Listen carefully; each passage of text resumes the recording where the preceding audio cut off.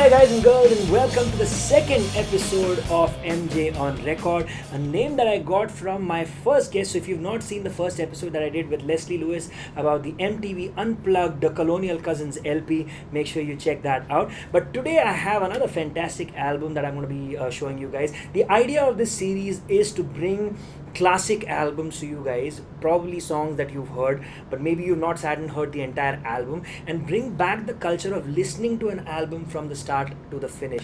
Now, I have somebody here with me who has actually met one of the artists from the band that I'm featuring today. The band that I'm featuring is Queen, and the album is A Night at the Opera. Now, this is the album which had Bohemian Rhapsody. And speaking of Bohemian Rhapsody, maybe you guys got to know a little bit more about the band, about Freddie Mercury in the new movie that was released last year, the Bohemian Rhapsody movie.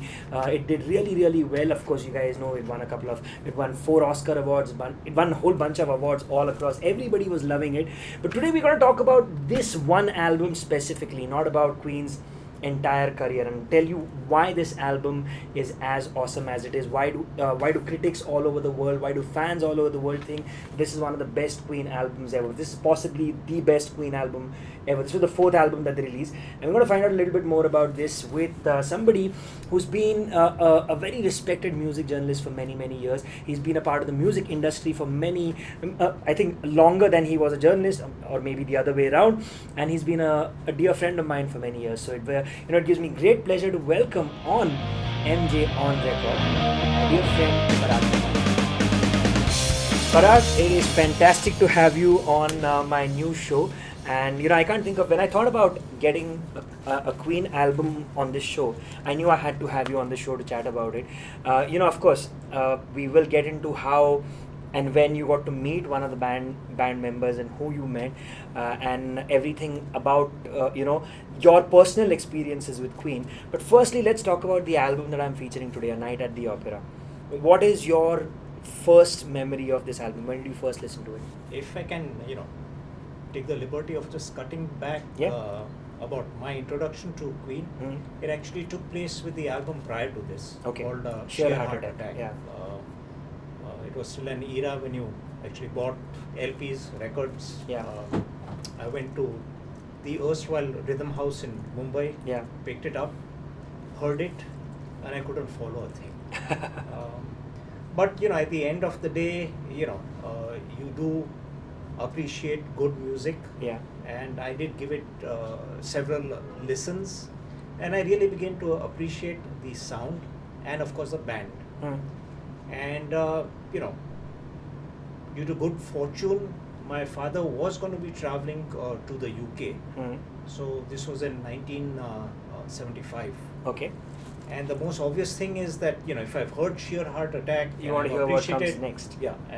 Queen, I said, let me find out what happens next. Right. By which time I was already a little passionate about music, so I was subscribing to a magazine called Record, Mirror and Disc. Okay. And they very prominently, featured Queen, and on a week-to-week basis they had these charts, and stuck at number 1 almost permanently was Bohemian Rhapsody, which was a precursor to the album A Night at the Opera. Correct. So this was still a time when singles were officially released on 7-inch records, and then after a few months or a month after that the album would be released, or maybe 2 singles would be released if they thought that it required that kind of a push before the album comes out. So did you actually ever own the Bohemian Rhapsody single as well? Well, at that period of time, the time and effort to get a single from was UK actually the same as the time and effort of getting the album. And you normally tend to be greedy about it. You want more, want more. Yeah. So it just made more sense that if my father was traveling to England at that period of time, obviously asked for my wish list, everything was LP oriented. Of course. And the first album that I requested him to get for me was A Night at the Opera. So this is amazing. Now, even when I heard it for the first time, it was already an iconic album. It was like, oh man, this is one of the albums to listen to. Like most young people, when I started listening to Queen, I heard like a greatest hits kind of a compilation, and in that I heard Bohemian Rhapsody, and that made me think, oh, what album was this? Or that was my discovery process. I'd listen to greatest hits albums of most artists that I liked, and then I tried to find out, let me go back to the original album on which this song was featured, so that I get to know more about that artist's mindset at that point of time. That's how I went about discovering. But for you, it was the other way around. You were actually waiting for the album to come out, and you got to hear it around the same time when most people in the world got to hear it for the first time. That's just amazing to me, that you got to experience one of the most iconic albums before everybody was saying that this is one of the best albums in the world. So that makes it really interesting, because I want to know, when you heard it for the first time, did you think that 20 years down the line or 30 years down the line, you talk about 75, so this is almost 40 years since then, did you think people would be saying that this is the greatest album, one of the greatest albums ever made? What did you feel when you first heard the album? See, quite honestly, if I cut back to the time when I heard it first, again, each of the albums are so kind of different from each other. Yeah. That as much time as it took me to be able to appreciate Sheer Heart Attack, it took me that same kind of time and effort to appreciate A Night at the Opera. Correct. Okay, it's not music which is like pop or disco at that period of time. You hear the beats and you say, wow, it's good. Yeah. Here, it takes time. It takes time to be able to understand the lyrics. Correct. It takes time to be able to understand the instrumentation, the arrangements, the composition, so on and so forth. Yeah. So even when you talk about Bohemian Rhapsody as a standalone song, yeah, I mean, when you hear it, it makes you wonder what is it that made it so great. Exactly. But once again, writing about music, reviewing about music, which I'd already started before being able to listen to this album. Yeah. I just said I have to give it a patient listening. Right. Because millions of people around the world can't be wrong. Correct. Okay. Right. So I took that time, heard it end to end. Right. And what I would eventually like to share with you is which are the songs that I treat as classics outside Bohemian Rhapsody. So let's go into that. But you know what? So two questions before we get into the tracks. One is, what was I right? Did you start writing before getting into the music industry? I did. You did, right? I kind of figured that. But you were a part of the music industry in a big way. You worked with multiple record labels in India. Which ones? Yeah. Were So you with? anyway, that all took place well after I had heard this album. Right. Because this was in the 70s. Right. I got into the industry late 80s. Okay. So there's been a wide... A fairly large gap before absolutely. the industry aspect Very of it true. came about. And of But course... you were writing around this time as well? Yes, I was. Oh, brilliant. Okay, so you were writing for a significantly larger time than you were in the music industry. Absolutely. And in fact, Mihir, just for your consumption and for the consumption of the everybody listeners, it's because of my passion in terms of writing about music, right, that I got pulled into the industry.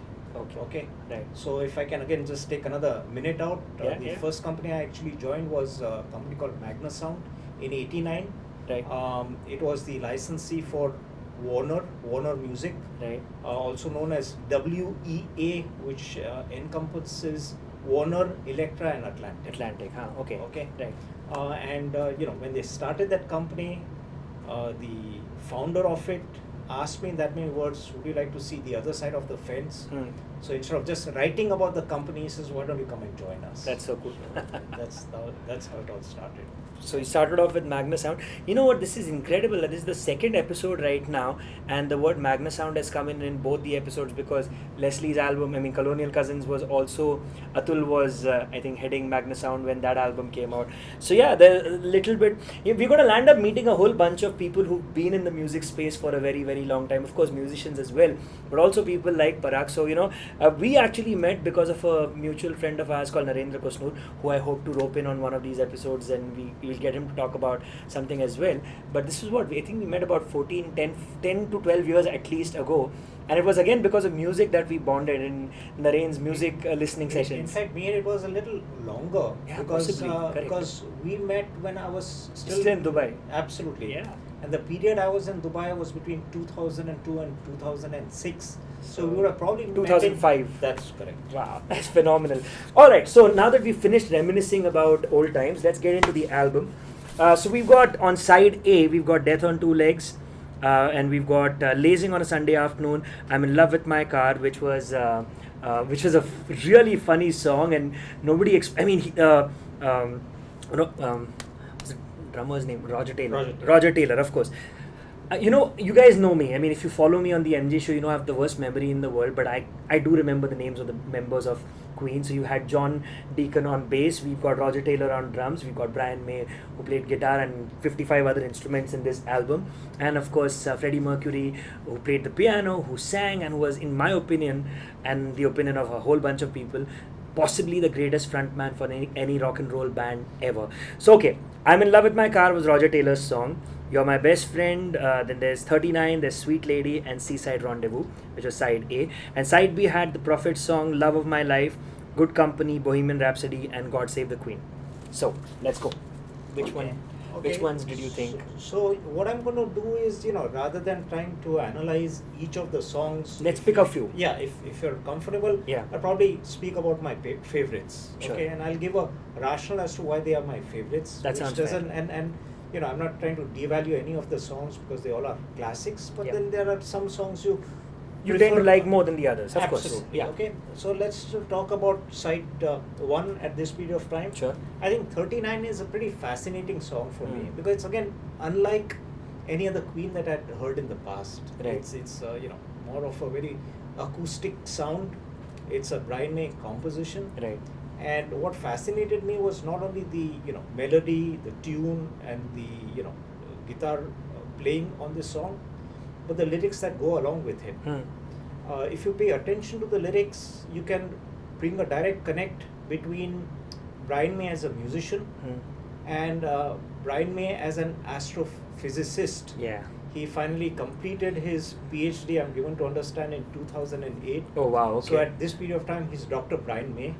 Right. So he speaks about a concept known as time dilation. Right. So what effectively happens in the song is that there are people who want to explore the world outside Earth. Yeah, so they go out in a spaceship, and in their ship, I think it's just a year, but by the time they come back, it's 100 years or something like Absolutely. that. Right? So you suddenly find that, by the time you're back, a lot of people known to you, or in fact, most of the people known to you have passed away or are and, really and old. Some have really aged. Right. But that was absolutely fascinating. What a phenomenal concept, right? I mean, this album has everything from science fiction to opera to pretty much all the crazy things that you can think that a rock and roll band would not be doing, they did it on this album. So yeah, okay, 39 was one of the songs. So 39 was definitely one of the songs, okay.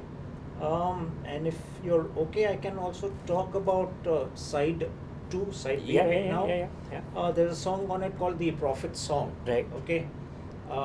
Again, I think the genesis of that probably took place during sheer heart attack itself. And it's probably also one of the longest songs composed by any of the members of Queen. Yeah, it's I think over an 8-minute song, right? Yeah, something like that. Anyway. But what is fascinating is the engineering that goes along with it. This time delay, harmonies. I mean, anything and everything that you can talk about. It's also probably a little influence of the composer Brian May towards Christianity, because there's reference to floods and there's reference to Noah's Ark, so on and so forth. But if you see the song combined, okay, it has got all the possible elements, okay, that would not normally be contained in a single song, okay, because when you look at the verses and the choruses, they are all over the place. Wow, okay. So for me, it's a song that you really need to hear to be able to understand as to what you can really do with sound. It's amazing. And speaking of that, I think this is, by the way, an album recorded at a time when everything wasn't computerized. So it's not like you could have, like nowadays I hear music directors say, we've got like 300 tracks that we had and we did this and that.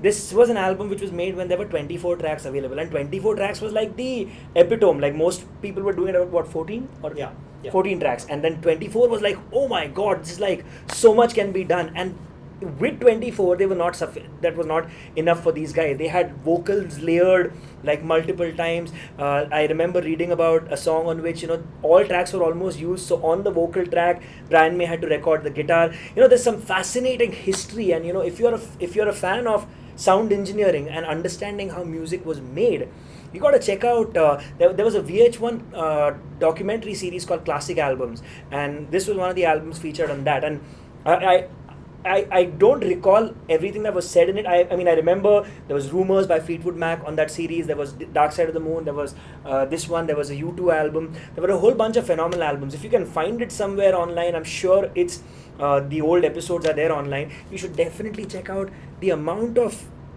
sort of brain power and thought process that went into making an album like this. And I think Prophet Song must have been one of those songs which really utilized the technology of the time to come out with something interesting. Okay, so that was one song from side B. Definitely one.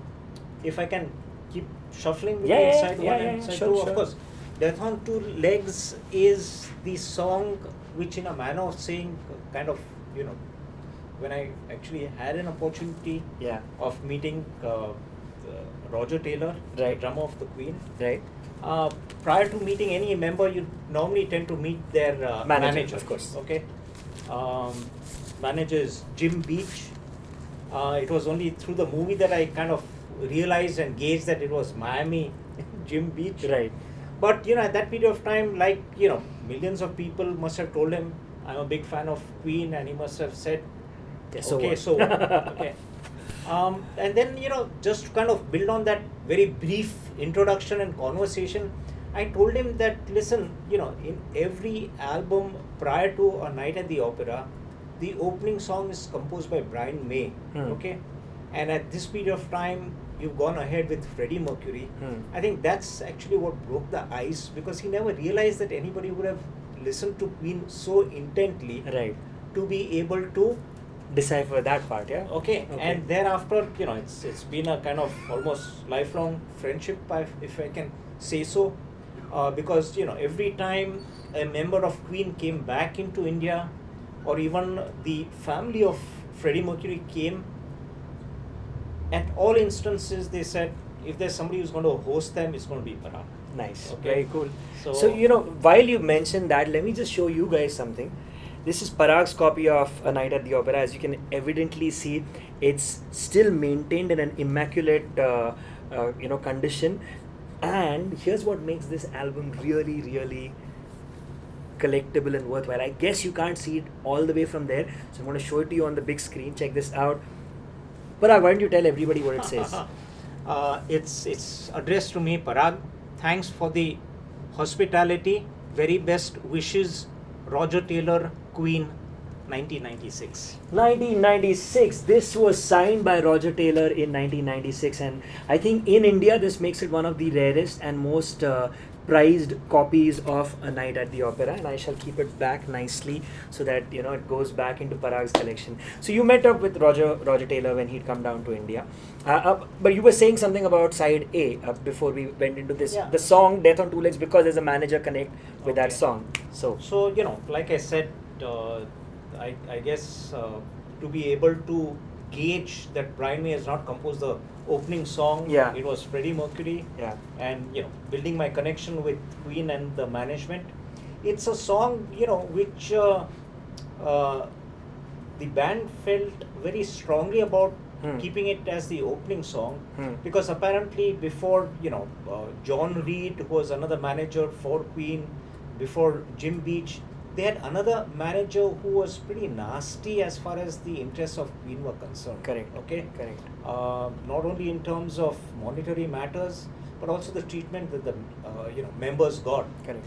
And I think finally the frustration of Freddie Mercury actually manifested came out, manifested in that song. Correct. So the Death on Two Legs is with specific reference to the manager. Okay. In fact, you know what? Let me just pull out his name, because when I heard about that, I was like blown away. I was like, how cool is this? That there's a complete song dedicated to basically dissing the manager of Queen at that point of time. I'll tell you what. So also it's very interesting that whenever they would sing the song, this was Norman Sheffield, who was Queen's first manager, was Norman Sheffield, and the record label, there was a studio called Trident Studios with whom they were signed, and they essentially did their first 3 albums over there, and they pretty much saw no money out of that, despite the third album doing really well.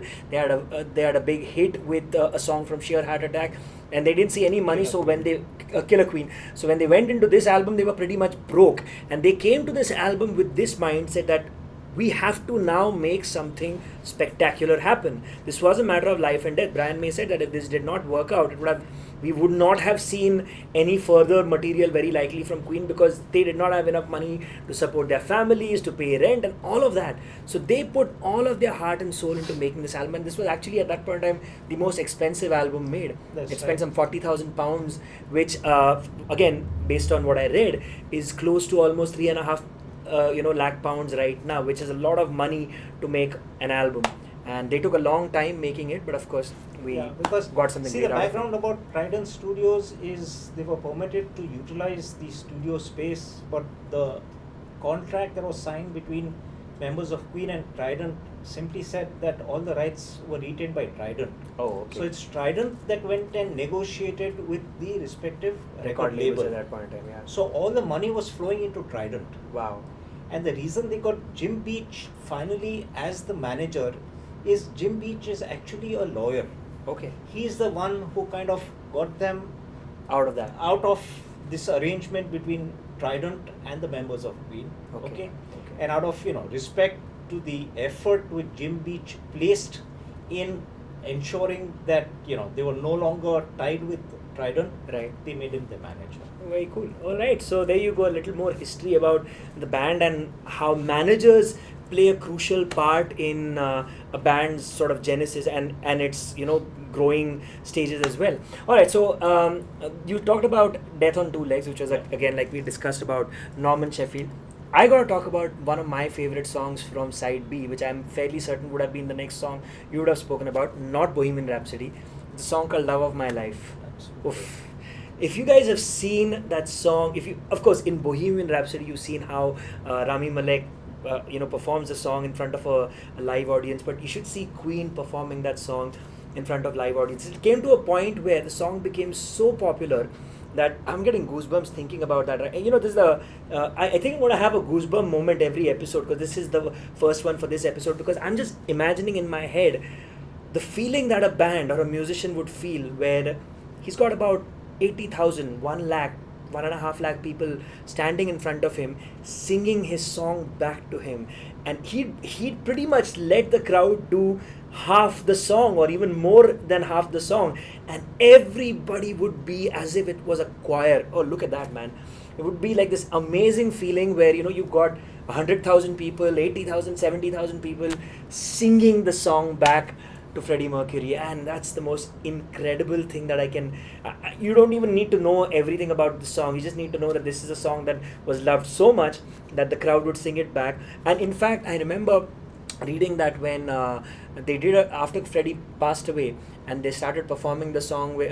They started performing the Queen tour with. Initially Paul Rogers. So with Paul Rogers pretty much let the crowd do the entire singing. He would not sing the song. He would let the crowd pretty much sing the entire song, which is so cool. And even now when they are performing with Adam Lambert, Brian May basically sits with a guitar, and they have a Freddie Mercury up on the screen. So Freddie sings a little bit, Brian May is performing and singing a little bit, but again the crowd takes on most of the singing duties. I can't think of a better thing for a band than have the entire audience, every member of the crowd, knowing a song and singing it back. What are your fond memories about this one? Again, completely acknowledge what you just conveyed. I'm given to understand the song was actually composed by his the love of his life at that time, which was Mary Austin. Okay. Even at this period of time, I think most of the wealth or property of Freddie Mercury is residing with her. Okay. And another song which is actually outside this album, and it was present on the album following this one, called A Day at the Races. Again, Oh, wow. There you go. And both the albums named after the Groucho Marx Brothers Marx movies. Brothers, yeah. Yes, yes. Groucho Marx specifically. He became a friend of theirs, and apparently a few months before he passed away, he actually invited the band to New York or to America where he lived, and he spent some time and he told them how much he enjoyed and what how proud he was of the fact that they've taken names of his movies and made two successful albums out of that. Also interesting to note, by the way, I just got this to show you guys while we were focusing on this one. The artwork that you see here, this is like black and white. This is a white album with the Queen logo, which was designed by Freddie Mercury, and this is a black album sleeve with the Queen logo. And they kind of like make brother and sister albums, or whatever you want to call it, boyfriend girlfriend, husband wife album, whatever. I'm being corny, but basically they feel like they are a part of a collection. And I would definitely recommend, if you want to start off your Queen collection, pick up this one first and pick up this one right after this, because this one has some amazing songs as well. We're not going to talk about this one right now, but let me just tell you one of my favorite songs by Queen, Somebody to Love. Okay, is on this one. And the connector I was trying to draw, it's probably not there on Wikipedia or the internet. Yeah. But because I had the pleasure of meeting Freddie's mother in Mumbai, Right. Jair Balsala. Right. That was again at the fag end of the 90s. Yeah. She was extremely proud of her son, and especially for this song, because she says, Parag, maybe you're not aware, but this is the song he's composed for me. Somebody to Love? Yeah. Oh wow, how cool is that? So yeah, definitely pick up Night at the Opera and A Day at the Races for sure. And we were talking about side B, we were talking about Love of My Life. Like you said, that was for, okay, don't slip away. By the way, you guys might have noticed this interesting little guy whom we keep the LP in front of, and we are. I want to give a big shout out to my partners for this new series that I've started. I'm sitting here with Parag at Adagio, this awesome experiential place in Bandra. They teach music over here. There are LP listening sessions, which again we kind of met at a few weeks ago, and it's a really, really cool place. I'm going to give you the info in the info section below over here. Definitely check out Adagio. They've got interesting classes happening, songwriting, and a whole bunch of other things happening. So check them out. And we'll even give you ways in which you can become members and come and attend the sessions over here. And the second people that I want to really, really give a big shout out to are the guys who've got these speakers and this fabulous LP player here on which I've been listening to my music at home. If you follow me on Instagram, I'm Mihir Joshi Music there. You'll see me keeping on, I keep putting on little videos and pictures of the LP that I'm listening to every morning, that I listen to with my son. We listen to LPs every morning. How cool is that? My son wakes up in the morning, and when he's playing, I put on an album, and then we sit down, and then he moves his head like this to the music. It's so much fun. It's an incredible experience to have, and it's a great family bonding thing as well, because this is where you're not getting distracted by visuals on a screen. You're not deciding, okay, what's the next video I'm going to play, or what's the next song I'm going to play on my phone. You just put this on, and it goes on for one side, and then that's the one time that you go back to the play, flip the side, and you listen to an album, and you've got about 45 minutes to 50 minutes to experience that music and enjoy that artist's mindset at that point of time. So just a little personal note, but yeah, so big shout out to the Revolver Club, who also have LPs for sale, and have these LP players and these speakers for sale, which can get you started off with your collection as well. So if you want to pick up this album, you can go on to their website. Again, I'm going to give you the links below, and you can get them for yourself and start off your collection. And I can't think of a better album than Queen, A Night at the Opera to start off your vinyl collection. That is if you're a new collector, and if you're an old collector, you probably already have it. And if you want to pick up the new reissue of this, because it was recently put out, especially with LPs becoming as popular as they are right now, which is, how cool is that right now, right? The fact that LPs are coming back in a big, big way.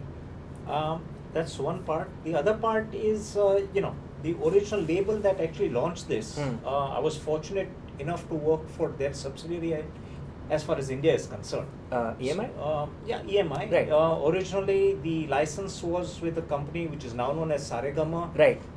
Prior to that, it was known as HMV Gramophone Company. Right. So it's just strange that when I first heard and I bought a Queen album, right, not realizing that probably a few years down the line, you'll be working with a company that is going to release their music. Actually interacting with Roger Taylor and the family. So that's one thing. The other thing which I would like to talk about is obviously we've already made reference to Bohemian Rhapsody. Right. But it's a number which is like perennial, eternal, call it by whatever you want. And I just found it so fascinating that when I saw this movie launched in Hollywood called Wayne's World. Yeah.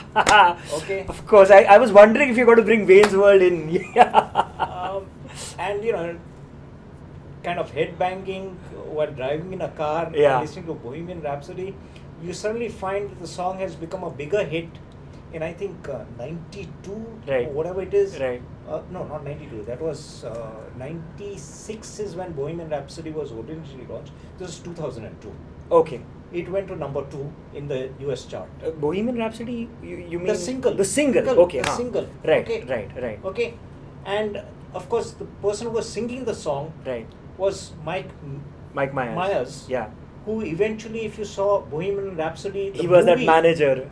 Yeah, he was the executive, the record label executive who said that Bohemian Rhapsody cannot be your first single, it's too long, it won't. And he talks about this in various talk shows. He was on Stephen Colbert and a whole bunch of other guys, and he said, it was such an amazing moment for me. It was like full circle where in my movie, in Wayne's World, we were like rocking out to Bohemian Rhapsody in the car, and it's a very iconic scene. If you see that movie, or if you even just search Bohemian Rhapsody Wayne's World, you'll see the video that I'm talking about. And then switch to 2018, the movie comes out, and he's the record executive who's basically saying that this is not going to be the song that is.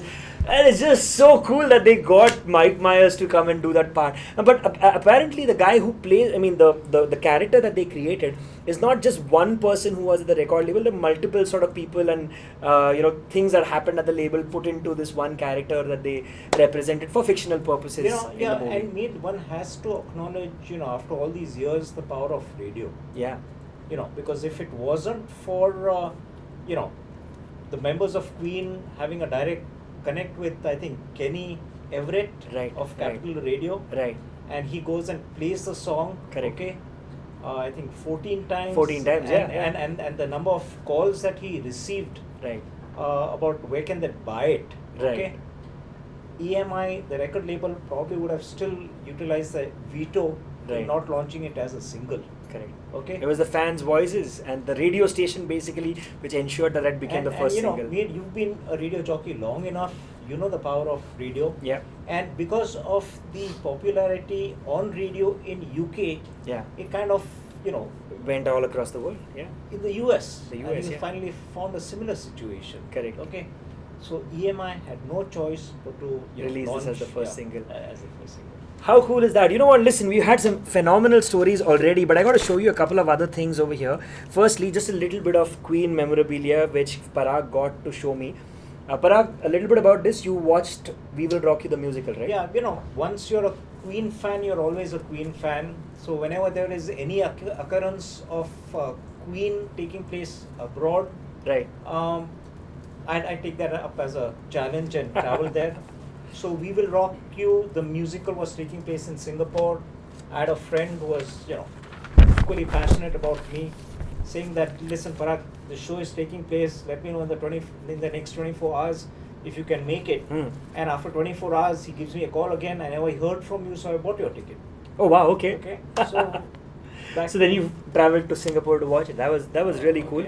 Let's talk about this article that you wrote. I'm going to give you guys a chance to see this up close as well. You can't see it, but yeah. Again, in the media, they kind of recognized my passion as far as music is concerned, as far as Queen is concerned. So the Times of India group, they reached out to me 1 year after the demise of Freddie Mercury to say that why don't you prepare a tribute on his first anniversary. So that's my write-up. That was your write-up. And here's pictorial proof of the fact that Parag Kamani met Roger Taylor. Again, I'm going to give you guys a chance to see this. You know what? Even if I didn't have a picture, I trust this man with my life. He's genuinely one of the coolest people I've known. It's my pleasure and my privilege to call him my friend. I hope you guys enjoyed this little conversation about A Night at the Opera by Queen with Parag. But with that, it's pretty much time for me to say bye-bye. But make sure you follow me on social media. I am Mihir Joshi Music everywhere. Please share this video with as many people as you can. Let more people know about the joy of listening to bands with a complete album rather than just singles like people do right now. Listen to this album. Let me know what you think. Give me your thoughts in the comments. Like, subscribe, share, all of the good things that everybody should do on social media. But that's pretty much all the time I have for now with Parag. And thank you so much for being on the show with me. It's such a pleasure always to meet up with you. My pleasure too. And just wanted to add that you're doing a tremendous job. Thank you so much. Okay, and you have my support in any initiative that you take. Thank you very much. Means a lot to me. That's pretty much all the time we have. This is Parag Kamani. I'm Mihir Joshi saying bye-bye.